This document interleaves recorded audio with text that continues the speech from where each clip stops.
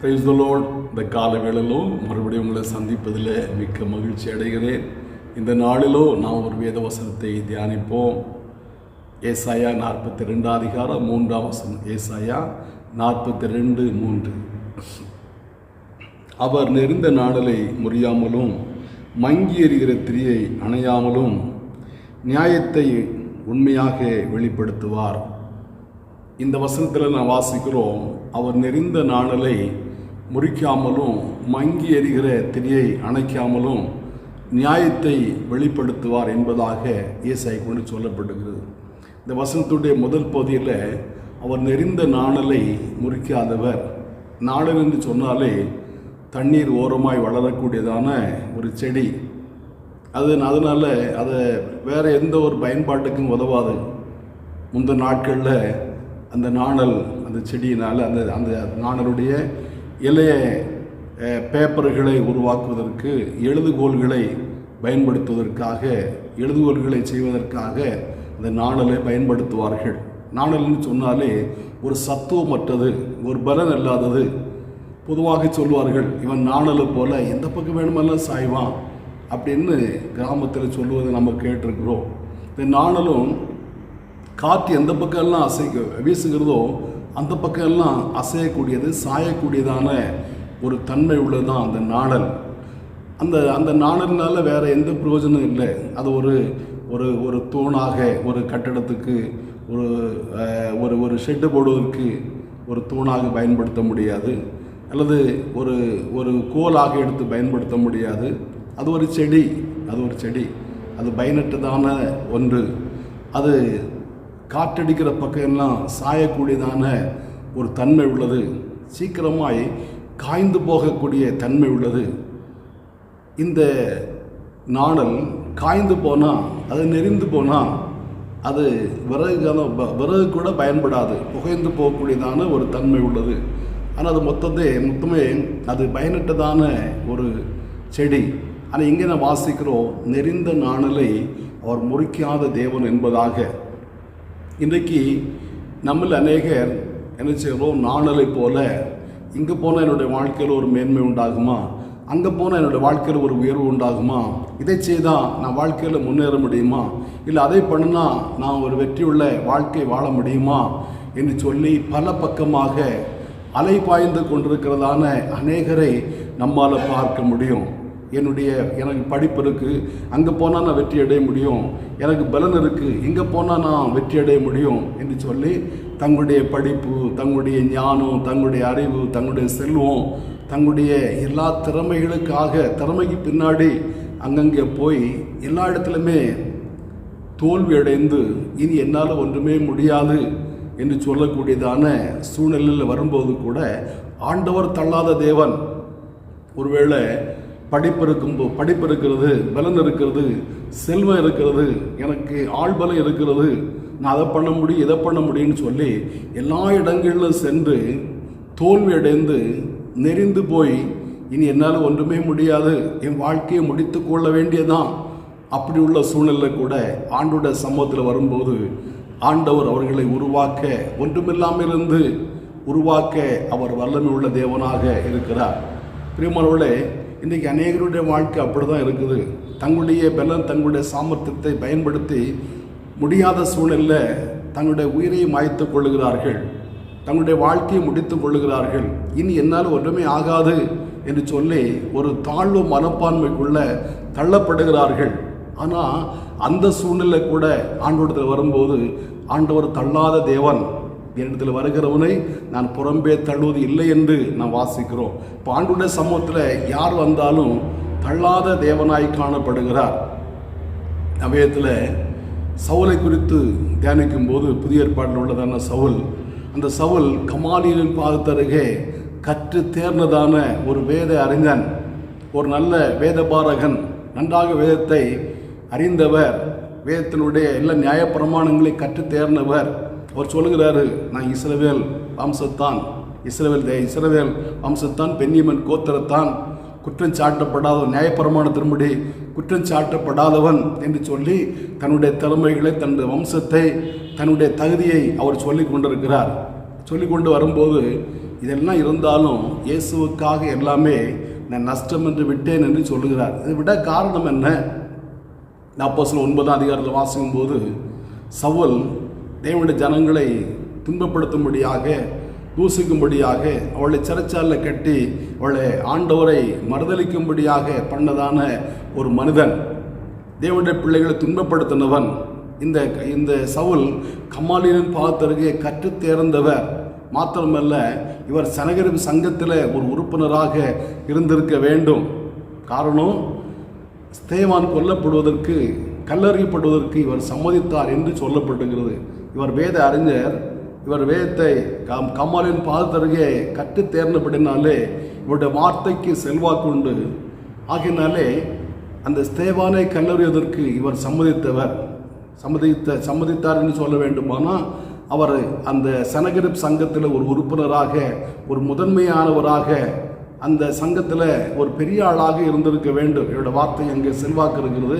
இவர் ஒரு காரியத்தை சொன்னால் அது அங்கே நிறைவேறும். ஆகையினாலே அந்த செல்வாக்கு உள்ளதான ஒரு மனிதனாய் காணப்பட்டார்.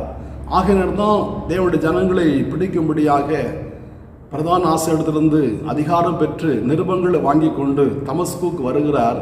வந்தபோது அங்கே ஒளியுடைய வெள்ளம் மேலே கீழே விழுந்துட்டார். விழுந்தபோது இப்போது கண் தெரியாத ஒரு மனிதனாய் காணப்படுகிறார். இதுவரைக்கும் இருந்ததான அவருடைய தகுதிகளெல்லாம் ஜீரோவாக மாறிவிட்டது. இப்போ ஒரு அடி எடுத்து முன்னாடி வைக்க வேண்டுமாறா இருந்தால் கூட இனி அவருடைய உதவி தேவையாய் காணப்பட்டது. அவர் கண் பார்வை இழந்தவராய் காணப்பட்டார். தேவனுடைய ஜனத்தை பிடிக்கும்படியாக வந்தவர் தேவனுடைய ஒளியினாலே சந்திக்கப்பட்டு கீழே விழுந்து விட்டார். இப்போது அவர் சொல்கிறாரு, ஆண்டவரே, நான் என்ன செய்ய சித்தமாக இருக்கிறேன். இயேசு சொல்கிறார், நீ துன்பப்படுத்துகிற இயேசு நானே. பாருங்க, இதுவரைக்கும் இயேசுக்கு எதிராக செயல்பட்டவர் தன்னுடைய பலம், தன்னுடைய சாமர்த்தியம், தன்னுடைய எல்லாவற்றையும் பயன்படுத்தி பெரிய ஆளாக காட்டி கொண்டிருந்தவர் இப்போது ஆண்டவரை பார்த்து சொல்லுகிறார், நான் என்ன செய்ய சித்தமாக இருக்கிறேன். நான் இனி என்னுடைய பலத்தினால் எதுவுமே செய்ய முடியாது, என்னுடைய திறமையினால் நான் எதுவுமே செய்ய முடியாது. நான் கண் பார்வை இழந்தவனாய் மாறிவிட்டேன். இப்போ நான் ஒரு ஜீரோவாய் காணப்படுகிறேன், நான் ஒன்றுமே இல்லை அப்படி சொல்லி தன்னை தாழ்த்துற போது ஆண்டவர் சொல்கிறார், நீ எழும்பி தமஸ்கு பட்டணத்து உள்ள போ, நீ செய்ய வேண்டியது அங்கே சொல்லப்படும். பாருங்க, இவ்வளோ நாட்களும் இவ்வளோ நேரமும் தன்னுடைய மனதும் மாம்சம் விரும்புகிறபடி வாழ்ந்து கொண்டிருந்தார். இப்போது நான் என்ன செய்ய வேண்டும் என்று தன்னை ஆண்டவரிடத்தில் சமர்ப்பிக்கிறார். ஆண்டவரிடத்தில் கேள்வி கேட்கிறார். ஆண்டவர் என்ன சொல்லுகிறார் அதன்படி செய்யும்படியாக தன்னை ஒப்பு கொடுக்கிறார். இப்போ சொல்லப்படுகிறது, நீ உள்ள தமஸ்கு பட்டணத்து உள்ள போ, நீ செய்ய வேண்டியது அங்கே சொல்லப்படும் என்பதாக. பாருங்க, இந்த சவுல் பெரிய மனிதனாய் காணப்பட்டாலும், தன்னுடைய திறமையை நம்பி, தன்னுடைய செல்வத்தை நம்பி வாழ்ந்தவராய் காணப்பட்டாலும், இந்த இடத்துல தன்னை தாழ்த்தி நான் ஒன்றுமில்லை என்று சொன்னபோது ஆண்டவர் அந்த சவுலை பயன்படுத்த முடிந்தது. ஆண்டவர் அப்படி தூக்கி எறிந்து விடவில்லை. நீ யூஸ்லெஸ், நீ பயனற்றவன், நீ பிரயோஜனம் இல்லாதவன் என்று சொல்லி தூக்கி எறிகிற தேவன் இல்லை, ஒன்றுமில்லாமல் இருந்து உருவாக்குற தேவன் தான் நான் சேவிக்கிறதான ஆண்டவர்.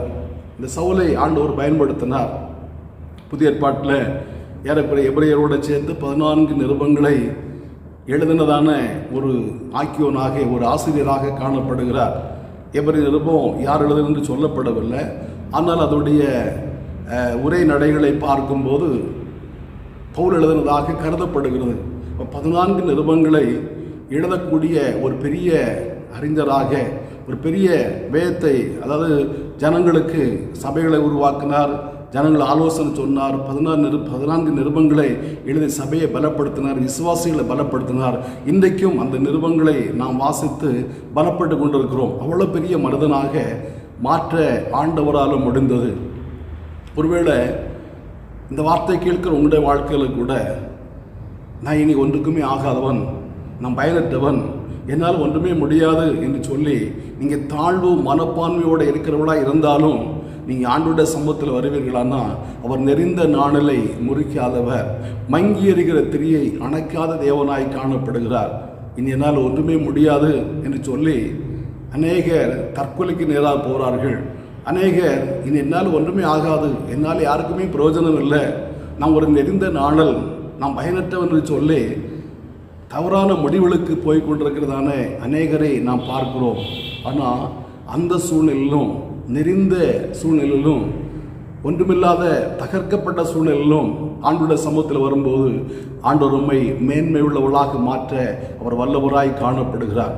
நாம் ஆண்டவருடைய சமூகத்தில் ஜீரோவாக வரும்போது நம்மை ஹீரோவாக மாற்ற அவர் வல்லமை உள்ள தேவன். நாம் ஆண்டவருடைய சமூகத்தில் வரும்போது, நம்மை தாழ்த்தி வெறுமையாக்கி வரும்போது நம்மை மேன்மை உள்ளவளாக மாற்ற அவர் வல்லமை உள்ளவராய் காணப்படுகிறார். இந்த காலவெளியில் இந்த வார்த்தையை கேட்கிற உங்கள் வாழ்க்கையில் கூட உங்களுடைய திறமையை நம்பி, சாமர்த்தியம் நம்பி எங்கேயோ போய் தோல்வி அடைந்து ஒரு தாழ்வு மனப்பான்மையோட வெறுமையான ஒரு அனுபவத்தோட கூட இருக்கிறீர்களா? ஆண்டவருடைய சமூகத்தில் வாங்க, உங்களை ஆண்டவர் மேன்மைப்படுத்துவார். நீங்கள் எதிர்பார்க்கிறதை பார்க்கணும். உங்களுடைய வாழ்க்கையில் மேன்மையான ஆசீர்வாதத்தை கொடுக்க அவர் வல்லவராய் காணப்படுகிறார். ஏசாயா 55 வாசிக்கும் போது, என் நினைவுகள் உன் நினைவுகள் அல்ல, உங்கள் வழிகள் என் வழிகள் அல்ல என்று ஆண்டவர் சொல்லுகிறார். நம்முடைய நினைவுகளை பார்க்கலும் ஆண்டோடைய நினைவுகளும், நம்முடைய வழிகளை பார்க்கலும் ஆண்டோடைய வழிகளும் உயர்ந்தவளாய் காணப்படுகிறது. ஆகிய உங்களுடைய வாழ்க்கையில் கூட ஒரு உயர்வை கொடுக்க, உங்களுடைய ஒரு மேன்மை கொடுக்க, உங்களுடைய வாழ்க்கையை கட்டி எழுப்ப, உடைந்து போன அந்த அனுபவத்தை மாற்றி ஒரு புதிய அனுபவத்தை தர ஒரு வல்லவராய் காணப்படுகிறார். அவருடைய சமூகத்தை ஜெபிப்போமா? நல்ல பிதாவே, நன்றியோடு துதிக்கிறோம், வாழ்த்துகிறோம். நெறிந்த நாணலை முறிக்காமலும் மங்கி எறிகிற திரியை அணைக்காமலும் இருக்கிற தேவன் என்று நாங்கள் கித்தாவே தியானித்தோப்பா. ஏசப்பா, மக்கு ஸ்தோத்திரம் ஆண்டவரே. கித்தாவே, எங்களுடைய திறமை நம்பி, சாமர்த்தியத்தை நம்பி ஆண்டவர் அங்கெங்குமா ஓடி தோல்வி அடைந்து வெறுமையோடு, தாழ்வு மனப்பான்மையோடு, இனி என்னால் ஒன்றுமே ஆகாது, நான் பயனற்றவன் சொல்லி கித்தாவே காணப்படுகிற ஆண்டவர் ஒவ்வொருவரையும் நீங்கள் மறுபடியும் உருவாக்க வல்லவராய் காணப்படுகிற ஆண்டவரே. ஏசப்பா, மக்கு ஸ்தோத்திரம். இந்த காலவேளையிலும் ஆண்டவரே, இந்த வார்த்தையை கேட்டதான ஜபிக்கிறதான நம்முடைய பிள்ளைகளை மறுபடியும் உருவாக்கி வனைந்தெடுக்கணும் என்று ஜபிக்கிறப்பா. சிறந்தவர்களாக, உயர்ந்தவர்களாக கிதாவே மக்கு ஸ்தோத்திரம், அனைவரும் சாட்சியாக மாற்ற வல்லவராக இருக்கிறேன். என்னுடைய வாழ்க்கையில் ஒரு உயர்வை தர வேண்டும் என்று ஜபிக்கிறோம். அப்போ அவருடைய கரங்களை அர்ப்பணிக்கிறோம். இயேசுவின் பிதாவே, ஆமேன், ஆமேன். ஆண்டவர் உம்மை ஆசீர்வதிப்பார்.